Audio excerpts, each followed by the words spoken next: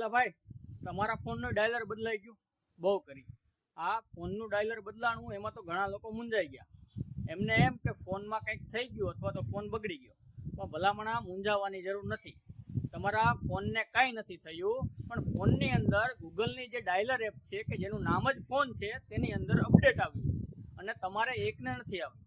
જેટલા લોકો આ ફોન એપનો ઉપયોગ કરે છે તે બધાને આવ્યું છે અને બધાની એપ બદલાઈ ગઈ છે. એટલે ખોટા ગોથે ના ચડતા. હવે મોટા ભાગના લોકોને આ નવું અપડેટ નથી ગમ્યું. જો તમને પણ ના ગમવું હોય તો આપણે જૂની એપ પાછી લાવી દઈએ. સૌથી પહેલાં જે ફોનની એપ છે તેના પર પ્રેસ કરી રાખો એટલે એપ ઇન્ફો લખેલું આવશે, તેના પર ક્લિક કરી દો. ઘણા ફોનમાં એપ ઇન્ફોની જગ્યાએ ખાલી આઈ લખેલો હોય છે. હવે ક્લિક કર્યા બાદ જે સ્ક્રીન આવે છે તેમાં ઉપર ખૂણામાં 3 ડોટ હશે, તેના પર ક્લિક કરશો એટલે અનઇન્સ્ટોલ અપડેટ લખેલું દેખાશે. બસ તેના પર ક્લિક કરી દો. આટલું કરશો એટલે તમારું ડાયલર પહેલાં જેવું થઈ જશે.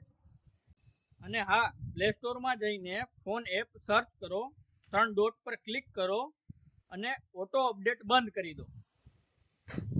નહીં તો ગૂગલ ફરી નવું યુઆઈ ઠોકી દેશે.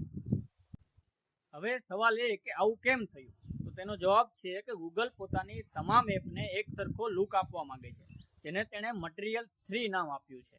એટલે ટૂંક સમયમાં ગૂગલની તમામ એપના લુક બદલાઈ જશે, તેના માટે તૈયાર રહેજો. અને મોટાભાગે આ નવી ડાયલર એપનો જે લુક છે તેવો જ લુક હશે બધી એપનો. આ તો વર્ષોથી ગૂગલની જે ડાયલર એપ છે તેનો લુક એક સરખો જ હતો અને અચાનક આ લુક બદલી ગયો એટલે આપણને નથી ગમતો. બાકી જો થોડો ટાઈમ આ એપ વાપરીએ તો પણ આપણે તેનાથી ટેવાઈ જઈએ. છેલ્લે એટલું જ કે જો તમે ગૂગલની ડાયલર એપ વાપરતા હોય તો જ માથાકૂટ કરજો, નહીતર પાછા ખોટા ગોથે ચડશો. બાકી બોલો, બીજું શું ચાલે છે?